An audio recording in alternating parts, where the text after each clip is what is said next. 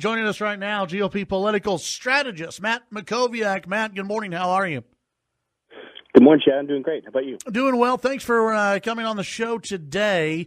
Donald, it was an interesting week last week. We could probably say that every week with this election. But Donald Trump last week in the flip-flopping, or as the campaign would say it, different wording on immigration.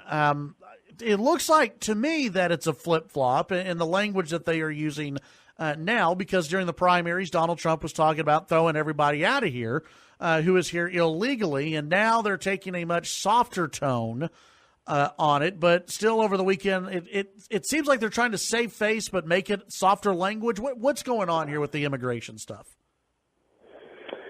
Yeah, I mean, I think it's, one of the hard things about analyzing the Trump campaign is that, he sort of makes up policy as he goes, and there's not a lot of, thoughtful formation of policy there on the campaign. And so I think it is true that he was a little bit loose with his talk in the primary. He was making a lot of promises that he couldn't keep once he was elected president, if he was even going to be elected president. And so, look, I think reasonable, intelligent candidates told Trump, you can't deport 11 million people. It'd be far too expensive.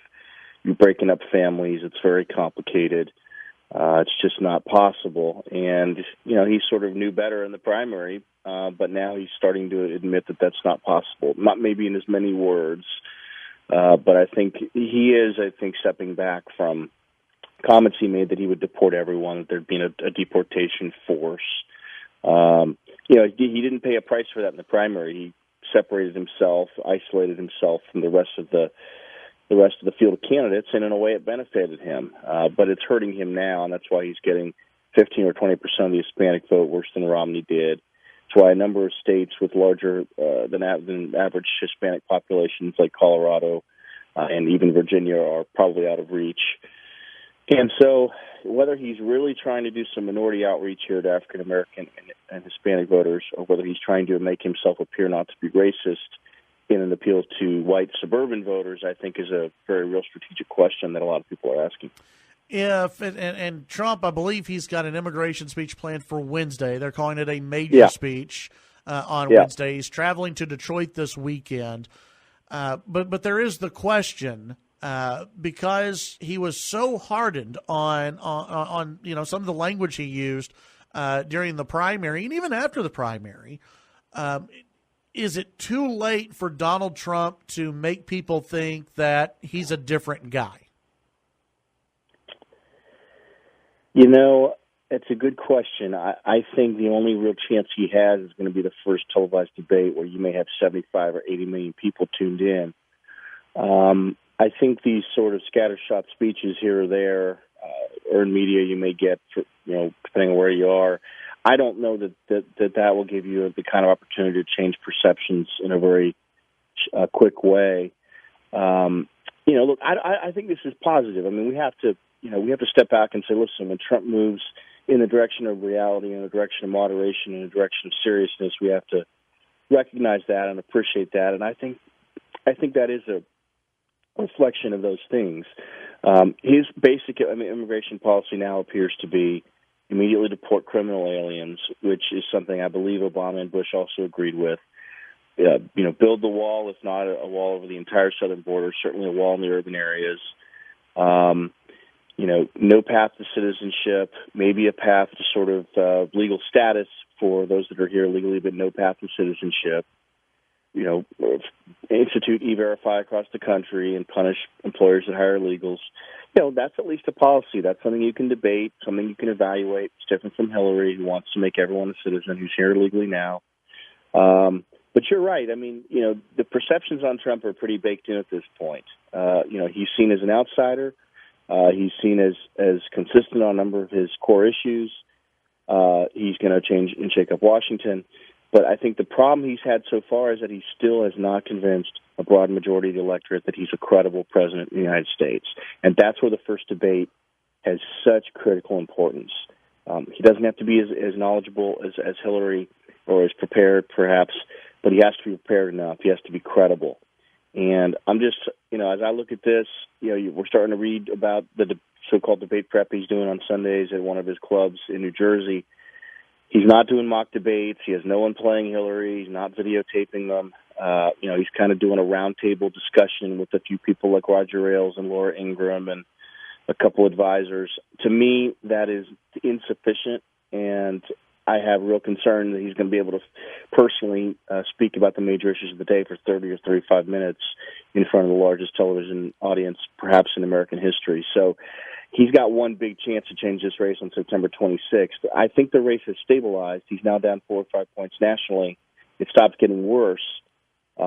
But in order for him to really make this thing competitive again, he's going to have to do really well in that first debate. And I just don't see any evidence that he's taking it seriously. Matt, I had Wayne Christian on earlier, and as you know, he's a candidate for railroad commissioner. And one of his campaign reached out to me, and one of the things that Wayne said when he was on the air is he was wanting to reiterate that, hey, there are other Republicans on the ballot, and while I don't think that Republicans are in trouble here in Texas, this is a tone that we are hearing from a lot of other people around the country, right? That Republicans are worried that so many, Republican officials are worried that so many other, just Republican voters will stay home, that it's going to hurt down ballot races. How big of a concern is this for you?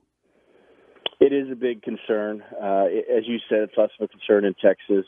Wayne Christian is running for railroad commissioner against a kind of a no-name Democrat.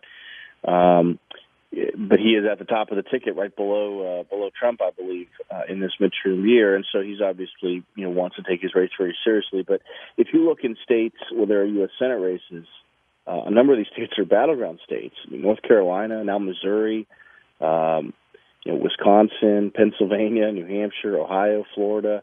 These are states that are battleground states at the presidential level. And so that is one of the really big questions.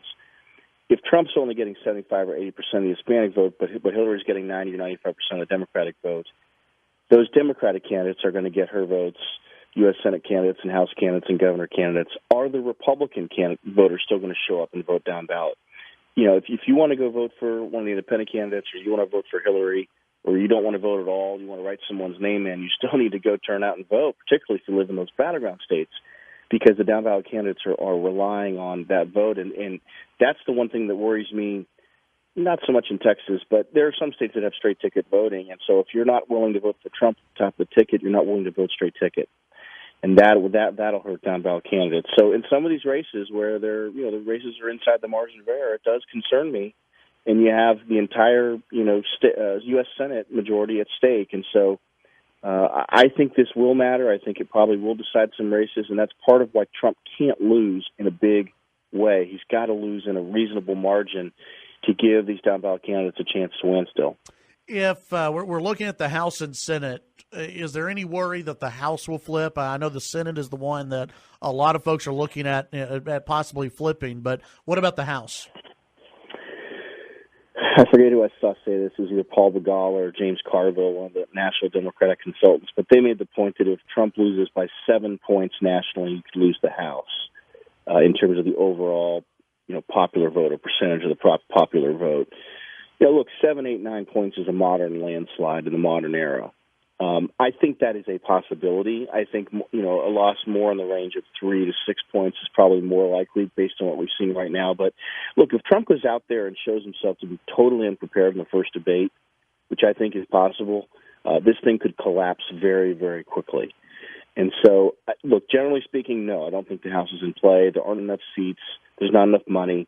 They have enough money and enough seats to target to go flip 10 or 12 or 14 seats net. They don't have enough to take the entire House over, I don't think.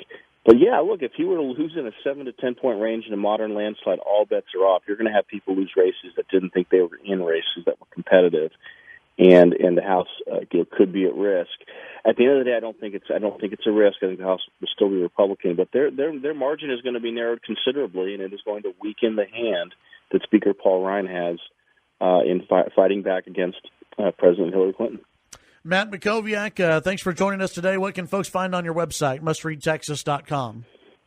Yeah, I'll just point to two things. One, I have my biweekly column in the Austin American Statesman on sort of the litany of transportation failures of the city of Austin over a period of years and why we have such bad traffic here. And then secondly, a very interesting column from U.S. Senator John Cornyn, basically defending free trade in the Houston Chronicle. We'll be posting that this morning in just a few minutes, so you can find both of those columns along with the top news and blog items from around the state at mustreadtexas.com. Matt Mackowiak, appreciate your time as always, sir. Thanks, Chad. Have a great week. Take care. You too. That's Matt Mackowiak. You can follow him on Twitter at Matt Mackowiak.